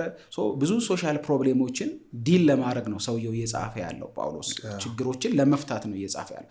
ከነበሩ ችግሮች መካከል አንደኛው ደግሞ ይሄ የአዲስ ቋንቋ መናገር ችግር ዛሬ የመጣ ችግር አይደለም ማለት ነው። አሁን እንደ ችግርም የምናነሳው ነበረ 2000 ዓመት ያለፈው ችግር ነው ይሄ ችግር ማለት ነው። እና ሶሻል እንትኑን ለመጠበቅ ነው ባይዘዌ ዛሬ የመጣ አሁን ይሄ ፔንቴኮስታል እንቅስቃሴ ተብሎ በተለይ በዚህ 100 ዓመት የመጣ ለማስመሰል ይሞክራሉ አንዳንዶች ስነ መለኮቱን ማጥቃት የሚፈልጉ ግለሰቦች በተለይ ማለት ነው። በቃ ትናንት የተጀመረ ልምምድ አሁን በብዛት ፔንቴኮስታል ማጥቃት የሚፈልግም ትናንት የመጣ እኮ ነው። 1906 የሆነ ሰውዬ የሆነ እኮ አይነ ስውር ሰውዬ ያመጣው ነው ብሎኛል። እንደውም አንድ ወዳጅ ብዙዎቹ ይላሉ እንደዛ ይላሉ። ለማጥቃት ግን አይደለም ራሱ ችግሩ እንኳን አይደለም እኮ ልምምዱ ችግሩ ራሱ በቤተክርስቲያን ውስጥ አድሚኒስትሬት ለማድረግ አስቸጋሪ የሆነው በዛው በሐዋርያቱ ዘመን እነ ጳውሎስ ገና ሳያልፉ ጭምር ነው። ለዛ ነው እንዴት በማህበር መካከል መናገር እንዳለባቸው አንዳንዶች እንዲያውም አንዳንድ ስጦታዎች እንዲያውም በግልጽ በቃ ትንቢትን ለመናገር ፈልጉ ይልና ከዛ ከልሳን ይልቅ ትንቢትን ፈልጉ ለምን ማህበርን ያንጻል ይላል። ልሳንን ደግሞ በማህበር መካከል ብትናገሩ ማህበርን አያነጽም። ለምን? ለእግዚአብሔር ነው ሚስጥርን የሚናገሩ። ለምን? ማህበሩ ስለማይሰማ ያኮ ነው። ትንቢት ስትናገር የምትናገረው በሰው ቋንቋ ስለሆነ የምትናገረው ነገር ለቤተክርስቲያን መታነጽ ጥቅም ይሆናል። በማይታወቅ ቋንቋ ግን ብትናገር ምንም ጥቅም የለውም ማለት። ለምሳሌ እዚህ ካሉ ክሮች ጋራ እኔ በማያውቁት ቋንቋ በስዋሂሊ ወይ በፍሬንች ባወራ የሚጠቅም ነገር ሊሆን ይችላል እኮ እያወራ ያለሁት፣ ግን አንግባባም። ምንም ጥቅም አይኖርም። ስለፈለገው አይነት ስለ ስነ ምግባር ላውራ፣ ስለ መንፈሳዊ ነገር ላውራ፣ ስለ ማህበራዊ ፖለቲካ ባወራ የሚጠቅም የሚሆነው በሚሰሙኝ ቋንቋ ባወራ ነው አይደል?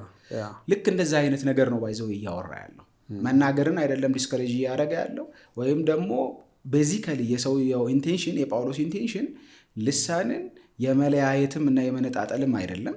ነገር ግን በማህበር መካከል የሚጠቅም የሚሆነው ተርጓሚ እስካለ ድረስ ከሌለ ግን በግል ተናገር ነው እያለ ያለ። ለምን? ሚስጥር ነው። አሁን እዚች ጋራ ለእግዚአብሔር ሚስጥርን ይናገራል የምትለዋ በጣም ከባድ ስቴትመንት ናት። በጣም ደግሞ ትልልቅ ክርክርና ሙግትም የፈጠረች ስቴትመንት ናት።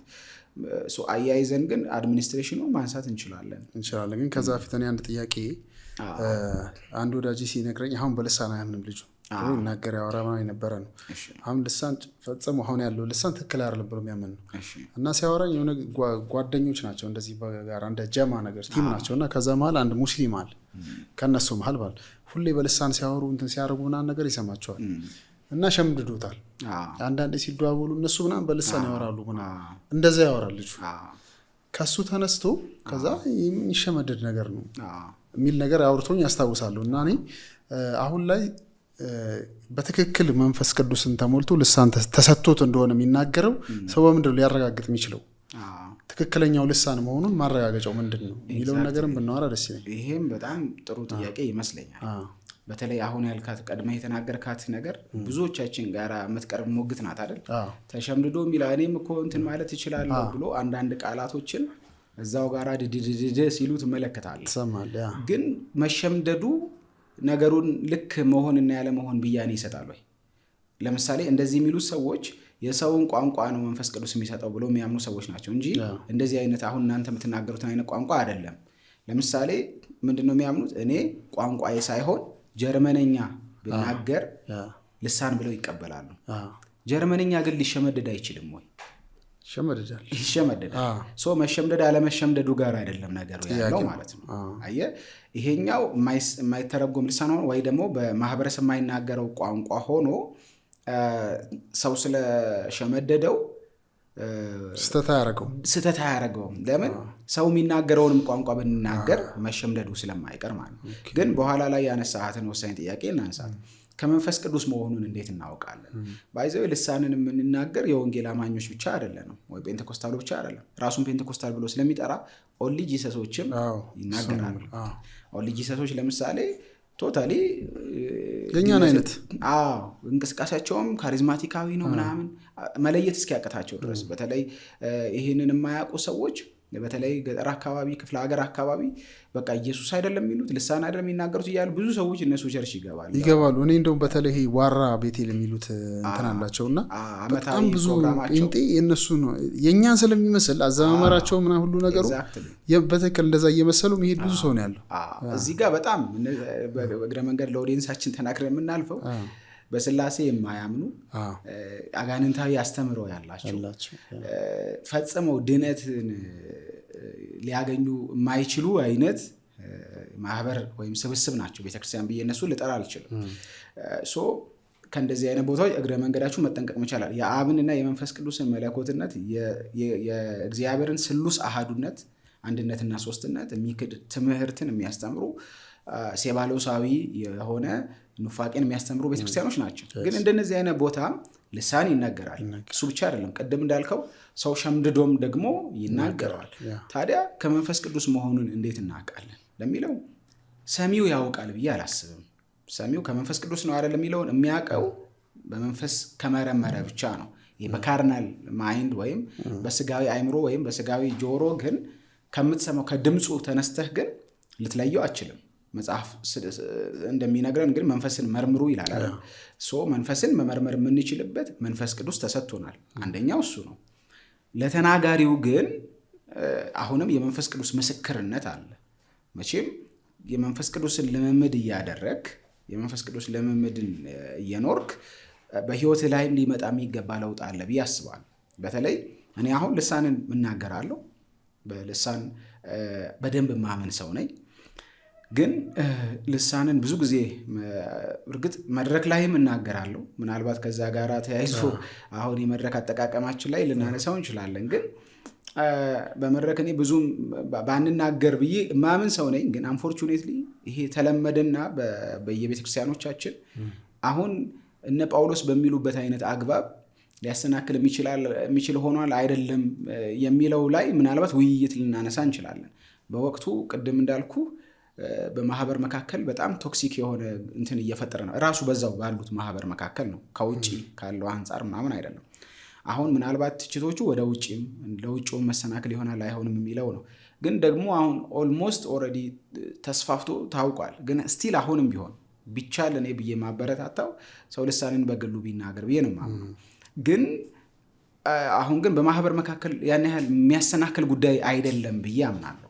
ይሄንን ቀጥታ ስነ መለኮታዊ መልስ አይደለም ሰጥ አንዳንዱ ነገሮች እንዳልኩ ሁሉንም ነገር ባይዘው ስነ መለኮታዊ መልስ መስጠት አለብን ብዬ አላስብም።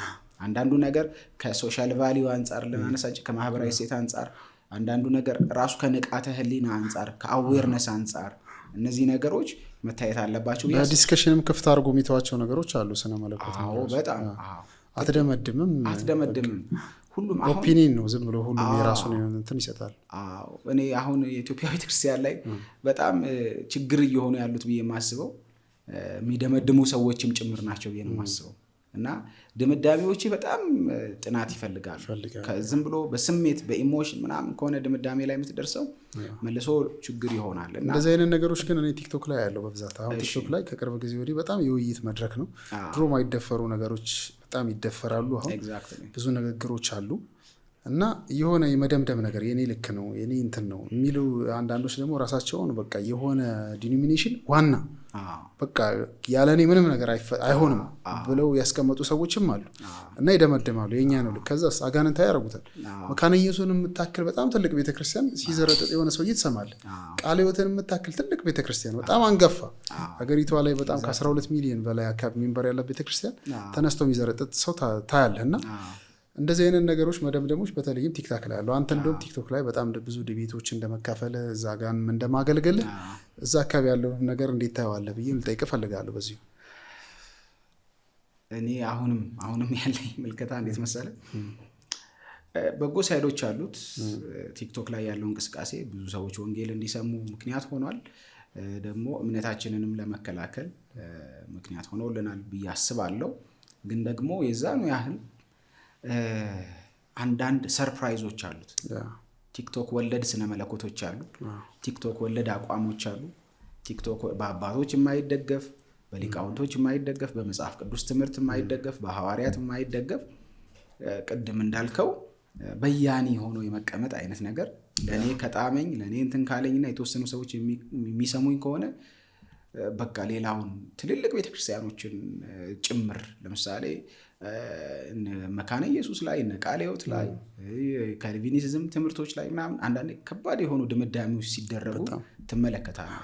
ከአጋንንት ነው እንደዚህ ነው እንደዛ ነው ብሎ የማለት አይነት ይሄንን እኔ ያው ብዙም ለነገሩ ተጋላጭ ካለመሆን ካለማወቅም ጋራ የተያያዘ ነው ብዬ ነው የማስበው። አሁን ብዙ ጊዜ በአሃዝ የሚያወራ ሰውና ከዛ በጣም ቶሎ ቶሎ የሚደመድም ሰው እፈራለሁ። ማለት ኢትዮጵያ ውስጥ ያሉ ወንዶች 90%ዎቹ ብሎ የሚናገር ሰው ሴቶች ባልተደረገ ጥናት ለምን እነዚህ ነገሮች ሪሰርች ይፈልጋል። ከዛ ደግሞ እንትን ማለት እንደዚህ ነው ብሎ ድምዳሜም ላይ መቅረብ በጣም አሁን በጣም እየተለመደ ያለ ካልቸር ሆኗል። ይሄ ግን ብዙም የሚበረታታ ካልቸር ነው ብዬ አላስብም። እንዲያውም ይሄ አካሄዳችን እኔ በኢትዮጵያ ቤተክርስቲያን ውስጥ እንዲያውም እግረ መንገድ ማንሳት የምፈልገው ትልቅ ቻሌንጅ ይሆናል ብዬ ማስበው ምናልባት ሌላ ጊዜ በዚህ ጉዳይ እናወራበት ይሆናል። ከፔንቴኮስታሉ ይልቅ ከካሪዝማቲካዊ እንቅስቃሴ ይልቅ ኢቭን ካለው ከሐሰተኛ ልምምድና እንትን ይልቅ ወይም ከእስልምናውም ሆነ ከሌሎች ቤተ እምነቶች ጫና ይልቅ ለኢትዮጵያ ቤተክርስቲያንም ሆነ ለኢትዮጵያ የራሱ ሃይማኖት በተለያየ ሃይማኖት ስላለው ወደፊት በሚቀጥሉት 25 እና ምናልባት እዛም ላንደርስ እንችላለን ከ10 ዓመት በኋላም ሊሆን ይችላል በጣም ከባድ ቻሌንጅ የሚሆነው ሰው ኤቲስት እየሆነ ይመጣል ብዬ ነው የማስበው። በጣም ሳናስበው በቤተክርስቲያን ውስጥ ያሉ ወጣቶች ኦፍ ቶፒክ ሊሆን ይችላል ሐሳቡ ከርዕሳችን ምናልባት ሊያርቀን ይችላል ግን በጣም አስፈላጊ ነገር ነው ብዬ አስባለሁ። አሁን ብዙዎቻችን ያለነው የትራዲሽን ጎራ ይዘን ይሄ ፔንቴኮስታሉ ሉትራኑን ድንጋይ ማውገር ላይ ነው ያለው፣ ሉትራኑ ደግሞ ያኛውን እንደዚህ አይነት እንትን ላይ ነው ያለነው።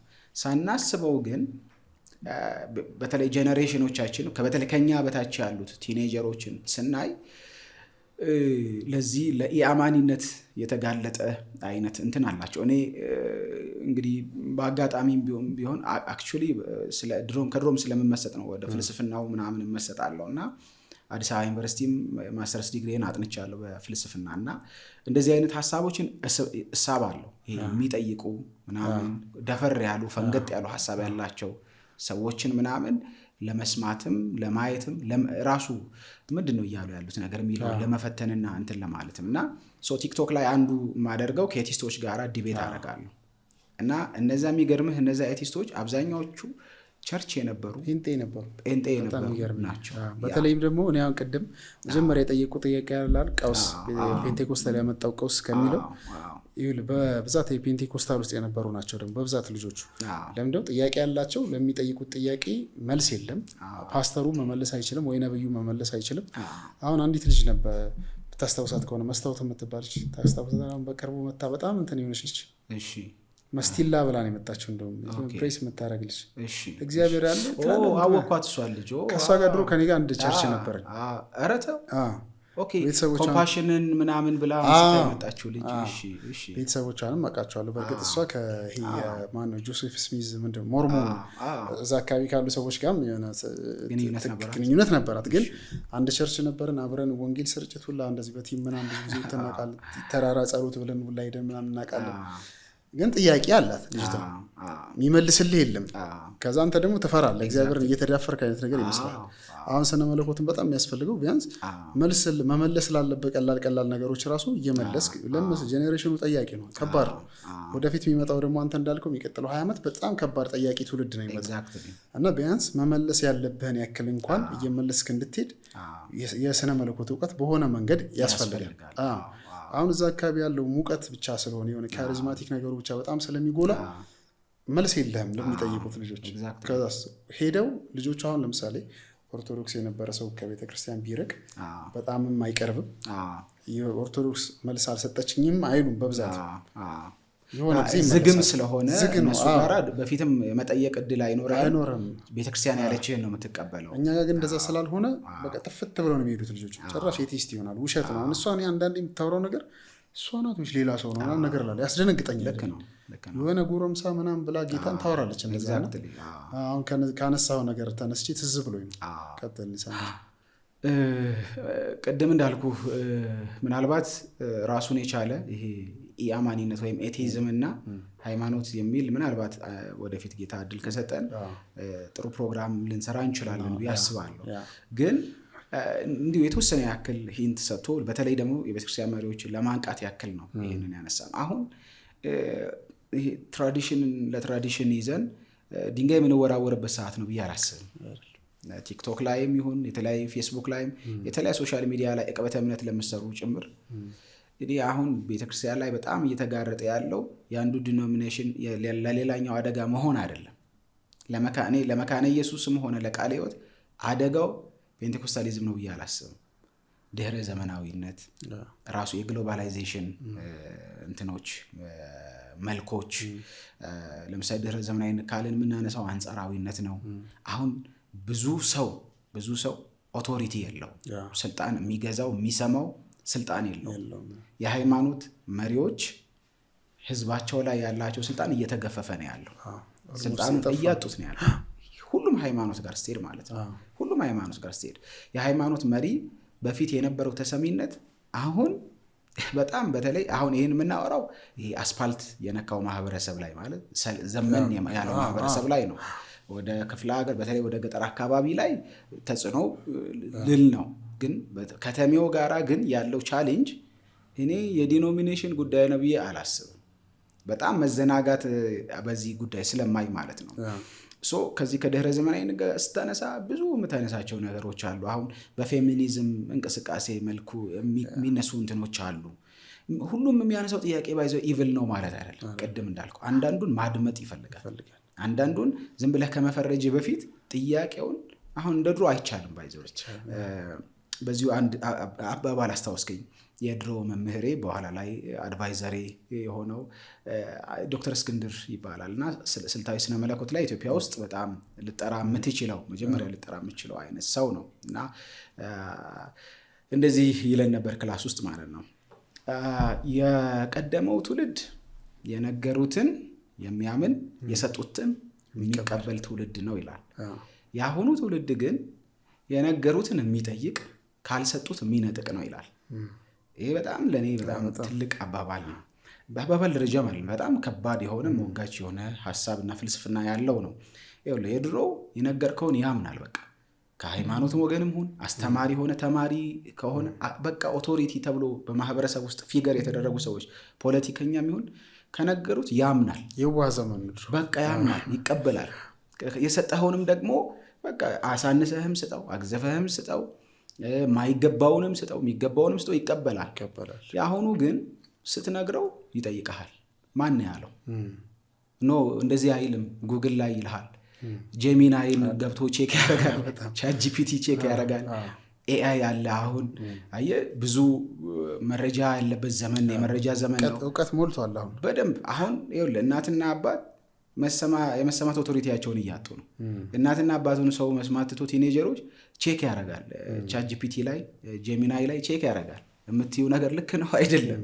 ሃይማኖት መሪውም ጋራ እንዴ ስብከትህን ሳትጨርስ እነሱ ቼክ አድርገውታል። ዛሬ የሰበከውን ስብከት አንተ ማነው ዘኬዎስ ዛፍ ላይ ወጣ እያልክ ስትሰብክ ሰውየው ያመዋል 2000 ዓመት ሆኖታል ከዘኬዎስ ከዛፍ ከወረደ ከኔ ህይወት ጋር ምን ያገናኘዋል የሚል አይነት እንትን ጄነሬሽን እየመጣ ነው። ይሲ የአሁኑ ትውልድ የሰጠኸውን ብቻ ዝም ብሎ አይቀበልህም። ይሄ አይደለም እኔ ዲዘርቭ የሚያደርገኝ ይልሃል። ከዚህ በላይ ይገባኛል ይልሃል። ይሄን አይደለም ደግሞ እኔ ሌላ ነው የምፈልገውም ይልሃል። እንደዚህ አይነት ጄነሬሽን ነው አሁን እየመጣ ያለው። እኔ አጠቃላይ በዚህ ምናልባት ወደ መቃወጨትም እየመጣን ስለሆነ አጠቃላይ የኢትዮጵያ ቤተክርስቲያንን ማንቃት የምፈልገው አሁን ትራዲሽን ለትራዲሽን ወይም አንድ ቤተ እምነት ለአንድ ቤተ እምነት ካራ የምንማዘዝበት ጊዜ ነው ብዬ አላም። እርግጥ በመሬት ላይ ባለው ደረጃ እንደዚህ አይነት እንትኖች የሉም። ብዙ ጊዜ የቀበተ እምነቱ አካባቢ ያሉ ሰዎች ናቸው እንጂ እኮ ቸርቾች እኮ በሰላም ነው አሁን እየኖሩ ያሉት።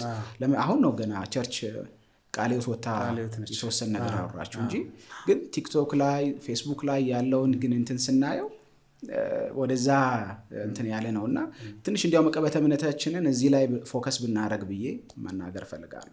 ጄኔሬሽኑ በጣም ሌላ መልክ ያዘ ነው። እንደውም መጨረሻ ላይ ጠይቃለሁ ብዬ ነበረው ኢትዮጵያ ቤተክርስቲያን አሁናዊ አቋም ከመጽሐፍ ቅዱስ አንጻር ነገር ነበር። ግን አሁናዊ ችግራችን እንዳልከው በጣም ይሄ ድህረ ዘመናዊነት በጣም የቤተክርስቲያን ትልቅ ፈተና ነው። ከዛ ኤቲዝም እሱ ደግሞ ያመጣል። ለምን ብዙ ሰው ማት አይነት ልምምድ ውስጥ ነው ያለው። ኒው ኤጅ ያለ ብዙ ለምን ቀላል ነው፣ ቶሎ የሆነ ነገር አፕላይ አድርገህ ቶሎ ይሆናል። ግላዊ ነፃነትህን በጣም ይሰጣል። ስለዚህ በተቋም በእንደዚህ አይነት በመጽሐፍ ቅዱስ መርሆች የምትገዛበት ምንም አይነት ምክንያት የለም። ብዙ ነገሮች ቅርብ ናቸው እና ከዚህ አንጻር ነው ጠይቃለሁ ብዬ ነበረው። አስቀድመህ መለስከው። እንግዲህ መጨረሻ እንግዲህ ማለት የምትፈልገው ነገር ካለ ያው ሰዓታችንን እያየው ስለሆነ ነው እንጂ ብዙ የምናወራው ነገር ነበር። ለሌላ ጊዜ ወይ እናቆዩ ወይ ለምሳሌ አሁን እንደዚህ የዶሚኔሽኖች ልዩነት ራሱ ዶሚኔሽኖች ልዩነት መሰረታዊ ልዩነት አንድነታቸው ምናምን ራሱ ማወቅ አለበት። ብዙ ጀነሬሽን አያውቅም፣ ዝም ብሎ ነው የሚከተለውና ስለ ዶክትሪንም እናወራለን። መጨረሻ ላይ ደግሞ አንድ ነገር ጨምረህልኛል። ከዚህ ከኤቲስትነት ጋር የተገናኘ በጣም ብዙ ወጣት እያጠቃው ስለሆነ አንድ ልጅ መጽሐፍ እያነበብኩ ነበር። የኃይለኞች ፈጣሪ የሚል አብዲሳ ደፋር የሚባል ማአት ሰው ነው የሚከተል። ልጁ ያመጣው ነገር በጣም እንዴት አሳማኝ እንደሆነ ነገር አልችልም። ቀስ እያደረገ ጭራሽ ክርስትና የሚባለውን ነገር ያስክዳል መቶ እና እንደዚህ አይነት ፈተናዎች አሁን መክሰስ አትችል። እንደዚህ አይነት በህግ ማሳሰር አችል እና እውቀትን በእውቀት ነው እንትን የምታደርገውና እንደዚህ አይነት ነገሮች ላይ ልናወራ ቀጠሮ እንያዝ ሳምዬ፣ ሲመቼ ለሌላ ጊዜ። መጨረሻ ግን አሁን ላይ ታስተላልፍልን ነገር ካለ በለንና እንጨርስ። ኦኬ እንግዲህ ይህንን ስናገር በቤተክርስቲያን ውስጥ እንደሚያገለግል ሰው፣ በቤተክርስቲያን ውስጥ አብሮ ከቅዱሳን ጋር ህብረት እንደሚያደርግ ሰው፣ እንደገና በመጽሐፍ ቅዱስ ኮሌጆችም እንደሚያስተምር ሰው ማለት የምፈልገው በተሌ እንደዚህ ከዚህ ከፔንቴኮስታል እንቅስቃሴ ጋር በዋናነት የዛሬው ርዕሳችን ያ ስለሆነ ምናልባት ቅድም እንዳልከው ከኤቲዝም ጋር ከኢአማኒነት ጋር የተገናኘውን ነገር ሌላ ጊዜ እናነሳዋለን። ከዚህ ጋር በተያያዘ ግን ማለት የምፈልገው ነገር ምንድነው መጽሐፍ ቅዱስን መሰረት ያደረገ እንቅስቃሴ ላይ እና እንደገና ከመጽሐፍ ቅዱስ ያፈነገጠ እንቅስቃሴ ላይ በተቻለ መጠን ዲያሎግን ብናዳብር፣ ውይይትን ብናዳብር፣ ልክ አይደለህም የተባለውም ሰው ልክ አይደለውም ብሎ ሆድ ብሶት ተባልኩኝ ብሎ የሆነ ጥግ ይዞ ካራ ከሚመዝ እንደገና ልክ አይደለም ብሎ የፈረጀውም ሰው ፈረጃው ልክ ላይሆን ስለሚችል ፈረጃውን ራሱ ለመገምገም እና ለመፈተን መልሶም ለመፈረጅ ወይ ለመገምገም ፍቃደኝነት ቢያሳይ ማለት በጣም በውጭው ዓለም ላይ የተለመደ ነገር ነው። ዲያሎጎች አሉና እሱን ማዳበር ብንችል ብዬ አስባለሁኝ። ከዛ ውጪ እንግዲህ ሌላው ማለት የምፈልገው ነገር ቢኖር የጸጋ አጠቃቀሞችና እንትኖች ልምምዶች የመጽሐፍ ቅዱስ ዋና ትምህርቶች አይደሉም። ባይዘው የመጽሐፍ ቅዱስ በጣም የመጨረሻ ትምህርቶች አይደሉም። እነዚህ አይነት ነገሮች ላይ ዲያሎግ ብናደርግ ያን ያህል የሚያመጣ አይነት እንትን የለም። አልቀበልም ያለው ሰው ለምሳሌ ጴንጤ አይደለሁም ያለ ሰው ይበል። ጴንጤ ነኝ ብሎ የመጣውን ሰው ግን ለመፈረጅና ካራ ለማንሳት ደግሞ መሄዱ ነው ልክ የማይሆነው ማለት ነው። እዚህም ደግሞ ጴንጤ አይደለሁም ያለውን ሰው እንዴት አንተ ጴንጤ አይደለሁም ትላለህ እና ጴንጤ መሆን አለብህ የሚል አይነት ካራ መማዝ ላይ መድረስ መቻል የለበትም። በተቻለ መጠን ዲያሎግ ይኑር። ከዛ ደግሞ እንግዲህ ያም አለ የሚለውም ወይ ነኝ የሚለውም መብቱ ሊኖረው ይገባል። ዋና ኢሴንሻል ነገር ስላይደለም መሰረታዊ ነገር ስላይደለም ማለት ነው። ይሄንን ነው ማለት ፈልገው። ከዛ ውጪ ጥሩ ጊዜ ነበረኝ። ኬቢ ቴንኪው፣ አመሰግናለሁ። የመጨረሻ ጥያቄ ስለ ኢትዮጵያ ኦርቶዶክስ ቤተክርስቲያን ብናወራ ደስ ይለኛል። ለምን ኦርቶዶክስ ቤተክርስቲያንን እንደ ቤተክርስቲያን ማያዩ በጣም ብዙ ሰዎች ፔንቴኮስታሎች አሉ። በተለይም ቲክታክ ላይ አያለው። ቤተክርስቲያን ከሰሞኑን ጉዳይ ጋር ልታነካካይ ነው መሰለኝ አይደለችም የሚሉ በጣም ብዙ ሰዎች አሉ። እና ኦርቶዶክስን መስደብ ራሱ እንደ አንድ የወንጌል እንትን የሚቆጥሩ ሰዎች አሉ። አንተ ደግሞ ተቃራኒ ሀሳብ ነው ያለ። እስቲ ይህን ሀሳብህን ንገረኝ። ሰሞኑን ድንጋይ ስወገርበት የነበረውን ሀሳብ ነው። ይሄ እንኳን እኔ ብዙም አንዳንድ ነገሮችን ምን መሰለህ አሁን ኢትዮጵያ ውስጥ በጣም ችግር እየሆነ ያለው ሁሉም ሰው ኢንተርኔት እና ስልክ አለው፣ ስማርትፎን አለው፣ ከዛ ኢንተርኔት አለው፣ መናገር ይችላል። በቃ መናገር ይችላል። ገብቶ እንደዚህ እያለ ራሱን እንደ ኦቶሪቲ ነው የሚቆጥረው፣ እንደ ስልጣን ነው የሚቆጥረው። አሁን ደግሞ ጭራሽ ሰብሰብ ብለው የቲክቶክ ኮርት የሚባልም አይነት አለ፣ ችሎት ፊት ለማቆም የሚሞክሩ አይነት አሉ። እነዚህ እንዲያው የቅዱሳንን ማህበር የሚያውኩ አካሄዶች ናቸው። አይጠቅሙም፣ ለማንም አይጠቅሙም። ለምሳሌ ኬቢ ቤተክርስቲያን አይደለችም ብሎ አቋም መያዝ ይችላል፣ ነች ብሎ አቋም መያዝ ይችላል። ግን ያለበትን ምክንያት እንዲያብራራ እድል ቢሰጠው ነው የተሻለ የሚሆነው እንጂ እንዴት እንዲህ ትላለህ? በተለይ እኛ ያላወቅነውን ነገር ሊያውም በቂ የሆነ ጥናትና ዝግጅት በጉዳዩ ላይ ሳይኖረን ከኛ ኢንፎርሜሽን ውጪ የሆነ ነገር በሰማን ቁጥር ሾክ የምናደርግ አይነትና የሆነ አይነት ካራክተራይዜሽን ለመስራት የምንጥር ከሆነ በጣም ከባድ ይሆናል ብዬ አስባለሁ። የኢትዮጵያ ኦርቶዶክስ ተዋሕዶ ቤተክርስቲያን ናት ብዬ አስባለሁ። ይሄ ራሱን የቻለ ነገረ ክርስቶሳዊ ነገረ ቤተክርስቲያናዊ እንትን ነው፣ ዲያሎግ ነው የሚሆነው። ነገረ ቤተክርስቲያን ላይ ቤተክርስቲያን የሚያስብላት ማርኮች ወይ ማርክስ ኦፍ ደ ቸርች ብለው የቤተክርስቲያን አባቶች፣ ሪፎርመሮች፣ የካቶሊክ ቤተክርስቲያን ያስቀመጧቸው መለያ እንትኖች ነጥቦች አሉ። ለምሳሌ የካቶሊክን ቤተክርስቲያን ስናነሳ ካታሆሊክ የሆነች ዩኒቨርሳል የሆነች የሚል ዓለም አቀፋዊ የሆነች እንደገና አሃቲ የሆነች ወይም አንድ የሆነች ቤተክርስቲያን አንድ ናት የክርስቶስ ቤተክርስቲያን ብለው ያምናሉ። ከዛ ውጪ ሳክራመንቱ ወይም ሚስጥራት ፕሮፐርሊ አድሚኒስትሬት የሚደረጉባት ማህበር ነች ቤተክርስቲያን የምትባለው ይላሉ። ከዛ ወንጌሉ ወይም የእግዚአብሔር ቃል የሚሰበክባት፣ እነዚህን 4 መመዘኛዎች አስቀምጠዋል። የወንጌል አማኝ ሪፎርመሮቹ ደግሞ እነ ካልቪን እነ ሉተር ደግሞ ያስቀመጧቸው ማርኮች አሉ። ለምሳሌ ይሄ ሳክራመንቱ አድሚኒስትሬት የሚደረግበት የሚለው ሳክራመንት ስንል የጌታ ራት ቅዱስ ቁርባን የምንለው እና የውሃ ጥምቀት የምንለውን እነሱ ነገሮች በአግባቡ አድሚኒስትሬት የሚደረጉበት፣ ከዛ ደግሞ የእግዚአብሔር ቃል ወይም ወንጌል በአግባቡ የሚሰበክበት የሚለውን እነዚህን ማርኮች እነሱም አስቀምጠዋል። በእነዚህ ማርኮች ስናነሳ አሁን ባነሳናቸው እንኳን በሁለቱም አግባብ የኢትዮጵያ ኦርቶዶክስ ተዋሕዶ ቤተክርስቲያን አትባልም ማለት አንችልም። አንዳንድ ነገሮችን ከኛ ፐርስፔክቲቭ አንጻር አሁን ጴንጤው ጋራ እንደዛ አይነት ድፍረት እየመጣ ነው ያለው። በቃ እኔ የማያቸው ነገሮች ከሱ ተነስቼ አይነት ማለት ትውፊትን መጥቀስ አይፈልግም፣ መጽሐፍ ቅዱሳዊ አቋም መጥቀስ አይፈልግም። ግን በቃ ለሱ ኢሞሽን እና ከዛ ከሚያያቸው አንዳንድ እውነታዎች እኮ ይኖሩታል፣ ግን ድምዳሜው ነው ልክ የማይሆን። ለምሳሌ አሁን በስነ መለኮቱ አካባቢ ቬነሬሽን ኦፍ ሴንት የሚባለው የቅዱሳን የሚሰጥ ክብር ብለው እነሱ ክብር ነው የሚሉት። ግን እኔ እዛ ላይ በደንብ ተናግረው የኢትዮጵያ ቤተክርስቲያን የክርስቶስ ቤተክርስቲያን ናት ብዬ ሳምን ካቶሊክንም ጨምሮ የክርስቶስ ቤተክርስቲያን ናት ብዬ አምናለሁ። ነገር ግን ስሁት ትምህርቶች የገቡባቸው ቤተክርስቲያን ናቸው፣ አጋንንታዊ ትምህርቶችም የገቡባቸው ትምህርቶች ናቸው፣ ቤተክርስቲያኖች ናቸው ብዬ ነው ማምነው። ለምን አምልኮተ ሰብን በደንብ እናያለን አይደል? ለሰዎች ልክ ያጣ ዝማሬዎች ቅዱሳን ሰዎች ተብለው ለሚጠሩት ልክ ያጣ አክብሮት ሲሰጥ እንመለከታለን። ይሄ ወደኋላ ለመሄድ የመናፈቅ አይነት ነገር ተደርጎ ሲሰራ ተመልክቻለሁ። ለምሳሌ እኔ ቤተክርስቲያኗ ያሏትን በጎ ነገሮች እያወራው ነበር የዛን ቀን ማለት ነው። እና ወንጌል ማለት ኦርቶዶክስን ሲሰድቡ መዋል አይደለም የሚል ሙግት ነው ባይዘው ወደዛ አንተ ወደ ሰማሃው ነገር የወሰደን። እና ከዛ 3 ነገሮቿን ነው ሞር አዶር ያደረኩትኝ ሳደንቅ የነበረው። አንደኛው ስትራክቸሯን የቤተክርስቲያኗን ስትራክቸር ስናነሳ ባይዘው አድሚት ማድረግ መቻል አለ። አንዳንድ ነገሮችን እንደ ፕሮቴስታንት እንደ ጴንጤ መቀበል መቻል አለ። እና እንደውም እኮ ዶክተር ተስፋዬ ሮበሌ እና ዮናስ ጎርፌ አብረን ሁላ ማምለክ እንችላለን ነው የሚሉት። አዎ በደንብ የሚሉ አሉ። ግን እኔ እንኳን እሱ ላይ ትንሽ እንትኖች ይኖሩኛል። ግን ለመስማት ግን አልደነግጥም። ለምንድን ነው ያሉት እነ ዶክተር ተስፋዬ ሮበሌ ለምንድን ነው ያሉት የሚለውን እነ ዮናስ ጎርፌ ለምንድን ነው እንደዚህ ያሉት የሚለውን ሰምቼ በመወግት ይሻላል። እነሱን እንደዚህ ናፋቂ የሚል ሌብል ከመስጠት ይልቅ ማለት ነው ያሉበት ነገር የሚሞግት ከሆነ እንሞግታለን ወይ እንሞገታለን ማለት ነው።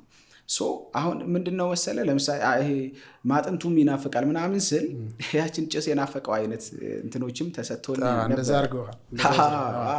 ግን ምንድነው የቤተክርስቲያን ስርዓቷንና ስትራክቸሯን እያነሳው ነበር።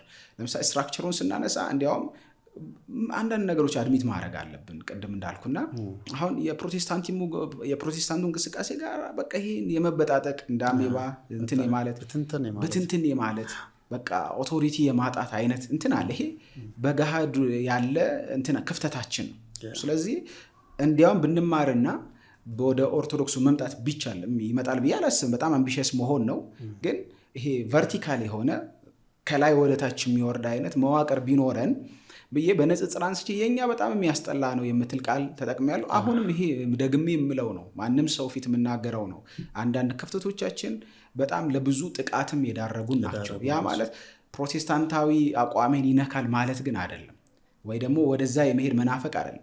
ብትለወጥ ደግሞ እሄዳለሁ፣ ይሄንን ወንጌል ብታነሳ፣ የጣለችውን ወንጌል ብታነሳ፣ እውነተኛውን የተነሳችበትን መስመር ብትይዝ እሄዳለሁ የሚለው ልክ ሙሉ ወንጌል ሄጄ መሰረተ ክርስቶስ ሄጄ ሳመልክ እንደማይከብደኝ ያን ያደረገች ቀን፣ ለቅዱሳን ክብር ተብሎ የሚሰጠውን አምልኮተ ሰብእ ያስወገደች ቀን፣ የገቡትን አጋንንታዊ ልምምዶች በገድላት በምናምን ያስወገደች ቀን ዋይናት ለእኔ ይሄ ነው ባይዘው ጥለን እንድንወጣ ያደረገን ይሄ ነው እንጂ ሌላ ጥያቄ እና ፍላጎት ኖሮን አይደለም። በደንብ የኢትዮጵያ ኦርቶዶክስ ተዋሕዶ ቤተክርስቲያን የክርስቶስ ቤተክርስቲያን ናት ብዬ አምናለሁ። ታንኪዩ ሳሚ። እንግዲህ ሌላውን በሚቀጥለው እናወራዋለን። የተከበራችሁ ተመልካቾቻችን እንግዲህ ከወንድማችን ሳሙኤል በላይነህ ጋር የነበረን ቆይታ ይህን ይመስል ነበር። ሳምንት ከሌላ እንግዳ ጋር በሌላ ርዕሰ ጉዳይ እንመጣለን። እስከዛው እግዚአብሔር ሁላችንም በያለንበት ይባርከን ይጠብቀን። ሰላም።